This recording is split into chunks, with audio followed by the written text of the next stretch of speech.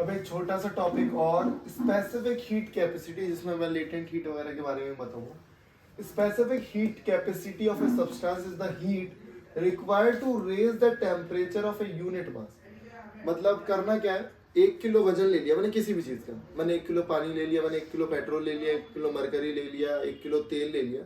अब मुझे क्या करना है, सबका एक टेम्परेचर फिक्स होगा क्योंकि कमरे में रखे हुए सबका टेम्परेचर रूम टेम्परेचर है 25 डिग्री है मान लेते। अब मैं सबको गर्म करना स्टार्ट करूंगा और सब पे मैंने थर्मामीटर लगा रखा ऊपर, तो मुझे पता है कितनी कितनी गैस सब में लगेगी, कितना कितना फ्यूल सब में लगेगा, ठीक है। तो फिर मैं जज करूंगा कि किसको कितनी एनर्जी चाहिए 1 किलोग्राम को 1 डिग्री से बढ़ने के लिए। मतलब स्पेसिफिक हीट एनर्जी क्या है, जो भी हीट एनर्जी मैं दे रहा हूं वो एनर्जी पानी एब्जॉर्ब कर रहा है और पानी एब्जॉर्ब करके अपना टेम्परेचर को बढ़ा रहा है। पानी 25 डिग्री पे था, पानी 26 डिग्री पे कैसे होगा? जो हीट जला रहा हूँ वही तो एनर्जी को एब्जॉर्ब करेगा और वो अपने टेम्परेचर बढ़ाएगा, ठीक है। The amount of energy is required to raise the temperature of a unit mass by 1 kelvin. और यूनिट मास मतलब पर केजी। इसकी ऐसा यूनिट क्या है, जूल पर केजी पर केल्विन। जूल पर केजी पर केल्विन मतलब 1 ही डिग्री बढ़ाना है और 1 ही किलोग्राम का बढ़ाना है, तभी मैं कंपेयर कर पाऊंगा किसकी स्पेसिफिक हीट जो है, किसकी एब्जॉर्बिलिटी, किसकी शक्ति ज्यादा है, कौन अच्छे से एब्जॉर्ब कर पाएगा। तो वाटर की जो एब्जॉर्बिलिटी है ना बहुत अच्छी है। पानी जो है देर में ठंडा होता है, देर में गर्म होता है, तो वो ज्यादा से ज्यादा हीट को होल्ड करके रख सकता है, एब्जॉर्ब करके रख सकता है। तो इसीलिए कई बार क्या होता है, इंजन वगैरह गर्म हो जाता है, तुमने भूत की मूवियों में देखा होगा, गाड़ी खराब हो जाती है, वो पानी लेने जाता है तालाब में से, फिर आता है तो लड़की गायब ठीक है।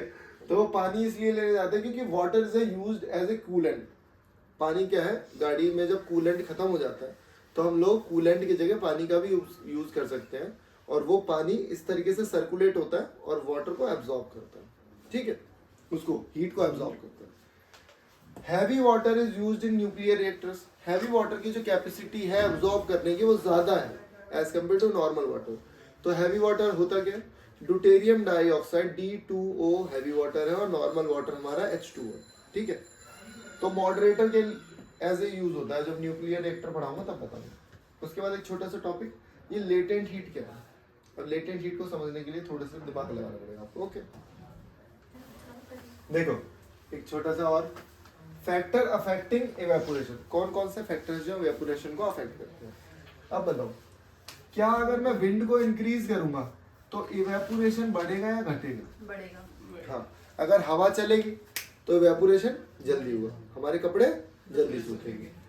अगर मैं टेम्परेचर बढ़ाऊंगा तो इवेपोरेशन बढ़ेगा या घटेगा? बढ़ेगा। टेम्परेचर बढ़ा रहा हूँ मतलब धूप ज्यादा हो रही है, गर्मी ज्यादा हो रही है, तो इवेपोरेशन ज्यादा होगा।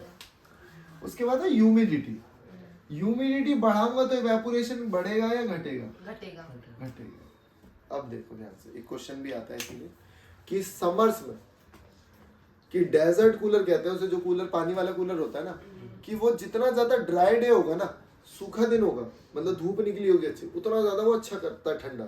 और रेनी सीजन में वो बिल्कुल बेकार रहता है। रेनी सीजन में इसलिए बेकार रहता है, ऑलरेडी बारिश हुई है तो वाटर में ना ऑलरेडी ड्रॉपलेट्स है, पानी है, और हम लोग जितना भी कूलर में पानी भरते हैं वो कहाँ जाता है, वो एटमॉस्फेयर में ही तो फेंक देता है।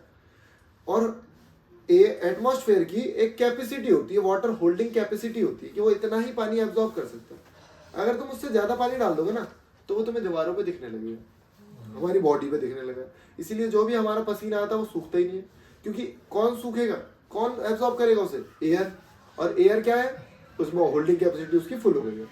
तो एक बार क्या हुआ था, जैसे पहले मैं पार्टीज वगैरह बहुत कराता था, तो पार्टीज में ना जैसे हम लोग हॉल में पार्टी कर रहे हैं और वो क्लोज्ड है पूरा, तो होता ये तो शीशे में से पानी गिर रहा है, क्योंकि बॉडी मतलब ह्यूमिडिटी इतनी ज्यादा हुई, क्योंकि हम जो भी नाच रहे हैं उनके पसीने आ रहे हैं, वो सारे एवापोरेट होके एयर में आ रहे हैं, तो एयर की होल्डिंग कैपेसिटी होगी फुल।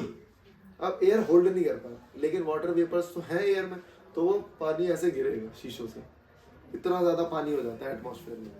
तो अगर ह्यूमिडिटी है ज्यादा तो इवेपोरेशन कम है। इसीलिए बोलते हैं कि जब बारिश हो जाती है ना तो कूलर में पानी नहीं डालना चाहिए, एक तो मच्छर हो जाते हैं उसमें, ऊपर से दूसरा फैक्टर क्या है कि वो वाटर होल्ड ही नहीं करेगा, तो आपको चिपचिपा महसूस होगा इसलिए। उसके बाद सरफेस एरिया। सरफेस एरिया क्या है, अगर मैं सरफेस एरिया बढ़ा दूंगा, अगर मैंने पानी डाल दिया एक जगह और दूसरी जगह उसी पानी का मैंने पोछा लगा दिया, तो सरफेस एरिया बढ़ गया, तो सरफेस एरिया बढ़ गया है तो वो जल्दी से इवेपोरेट हो जाएगा, है ना। इसीलिए हम कपड़े नचोड़ देते हैं और फिर ऐसे डालते हैं। क्यों? सरफेस एरिया जितना ज्यादा होगा उतना ज्यादा इवेपोरेशन होगा। ठीक है, ओके। ये फैक्टर्स आपको याद रखना कि सरफेस एरिया बढ़ेगा तो इवेपोरेशन भी बढ़ेगा। ओके।